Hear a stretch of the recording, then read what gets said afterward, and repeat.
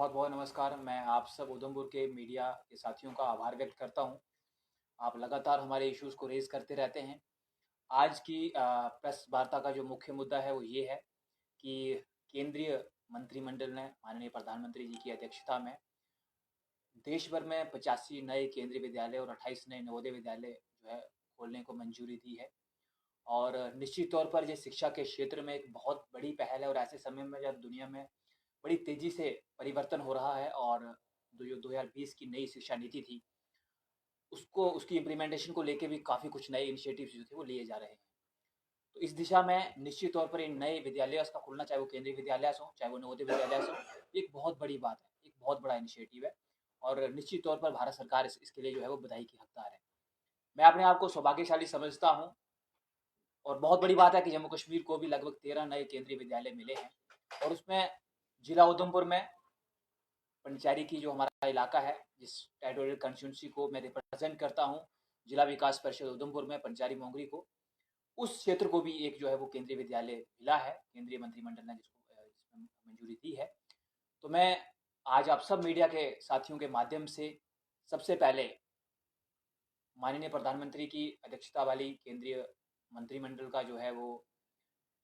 मैं आभार व्यक्त करता हूँ कि उन्होंने हमें भी इस लिस्ट में शामिल किया। उसके बाद जो हमारे माननीय शिक्षा मंत्री हैं देश के, श्री धर्मेंद्र प्रधान जी, और हमारे जो अपने सांसद हैं, जो केंद्रीय राज्य मंत्री भी हैं, डॉक्टर जितेंद्र सिंह जी, उनके साथ साथ जम्मू कश्मीर का जो लेफ्टिनेंट गवर्नर ऑफिस है, जम्मू कश्मीर सरकार, हमारा अपना जम्मू कश्मीर का शिक्षा मंत्रालय, और उसके साथ साथ हमारे वो तमाम साथी जिनमें हमारे असेंबली के साथी भी हैं, हमारे एमएलएस हैं, हमारे डीडीसी चेयरमैन लालचंद जी हैं,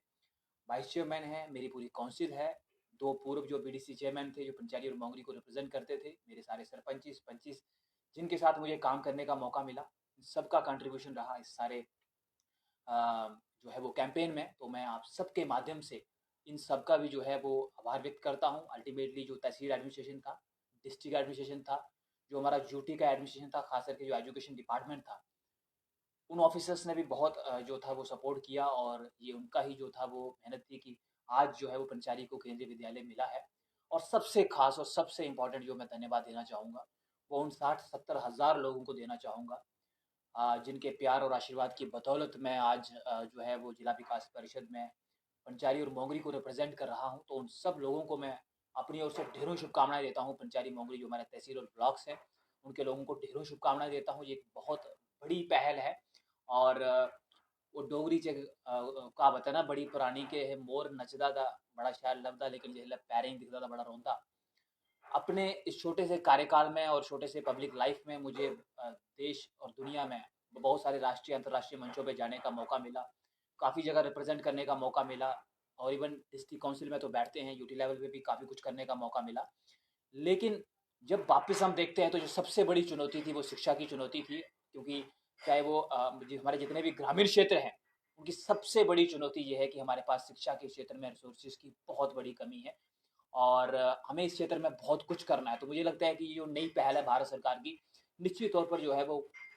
लोगों को मोटिवेट करेगी, अदर स्कूल्स को मोटिवेट करेगी। हमारे पास बेहतरीन एक्सीलेंट टीचर्स की बहुत बड़ी फौज है जो हमारे स्कूल एजुकेशन में अपनी सर्विसेज दे रही हैं, लेकिन फिर भी रिसोर्सेज कम होने के चलते रिसोर्सेज का ये हाल है कि शायद जो 2020 की हमारी नई शिक्षा नीति है उसको इम्प्लीमेंट करने में भी बहुत सारे चैलेंजेस जो है फेस करने पड़ रहे हैं। तो ऐसे समय में पंचायती को केंद्रीय विद्यालय मिलना, मैं इसको बहुत बड़ी सफलता मानता हूँ और पिछले कुछ सालों में लगभग 3-4 वर्षों से हम लगातार इसके लिए प्रयास कर रहे थे और तमाम ऑफिसर्स, तमाम हमारे जो पॉलिटिकल सहयोगी थे, साथी थे, एडमिनिस्ट्रेटिव जो हमारे सहयोगी थे, उन सबका सपोर्ट मिला। तो मैं वन एंड ऑल उन सबको जिन्होंने इस जो है मुद्दे पे सपोर्ट किया, इस मुद्दे पे काम किया, उन सबको मैं विशेष धन्यवाद देना चाहता हूँ और एक बार फिर से भारत सरकार और जम्मू कश्मीर सरकार को इसके लिए मैं धन्यवाद देता हूँ और उम्मीद करते हैं क्योंकि जो नया केंद्रीय विद्यालय खुलेगा ये उन लोगों को, उन बच्चों को भी मौका देगा जो शायद बहुत टैलेंटेड तो हैं पर उनकी रीच उस क्वालिटी एजुकेशन तक नहीं हो पाती। शायद अगर उनको वो मिल जाए तो वो देश और दुनिया के लिए बहुत कुछ कर सकते हैं। तो मैं इन सब लोगों का बहुत बहुत आभार व्यक्त करता तस्वीर जी, इससे अलग एक सवाल आपसे है कि पिछले कुछ दिनों से आपको उप मुख्यमंत्री के साथ स्टेज साझा करते देखा गया है। जसवीर सिंह ऐसी पार्टी ज्वाइन करने के इरादे में हूँ। नहीं देखिए, जो है वो अल्टीमेटली ये हमारी जिम्मेदारी बनती है कि जो हमसे सीनियर लोग हैं प्रोटोकॉल में जो काम कर रहे हैं सिस्टम में, चाहे वो यूनियन गवर्नमेंट के हों, चाहे वो यूटी गवर्नमेंट के हों, चाहे वो डिस्ट्रिक्ट काउंसिल के हों, तो ये हमारी ज़िम्मेदारी बनती है कि उनके साथ काम करना। तो हमारी आगे भी कोशिश जारी रहेगी पब्लिक वेलफेयर के लिए काम करना, और अल्टीमेटली हमारी हमेशा से कोशिश रही है कि डेमोक्रेसी में जो है वो मतभेद तो रहता है, लेकिन फिर भी जो है सबके साथ मिलके जो है वो पब्लिक वेलफेयर के लिए काम किया जाए। और इसी दिशा में केंद्रीय विद्यालय जो है हमारे लिए एक बहुत बड़ी सफलता है। बहुत लंबा प्रयास रहा है, ढेरों सारी क्वेरीज होती हैं, ढेरों सारी फॉर्मेलिटीज़ पूरी करनी पड़ती हैं, लंबी लिस्ट है, लंबा चिट्ठियों का आदान-प्रदान होता है, लंबा समय लगता है, लेकिन फाइनली हमें मिला है। तो मुझे लगता है वो उसका कारण यही है कि हमने सबके साथ मिलके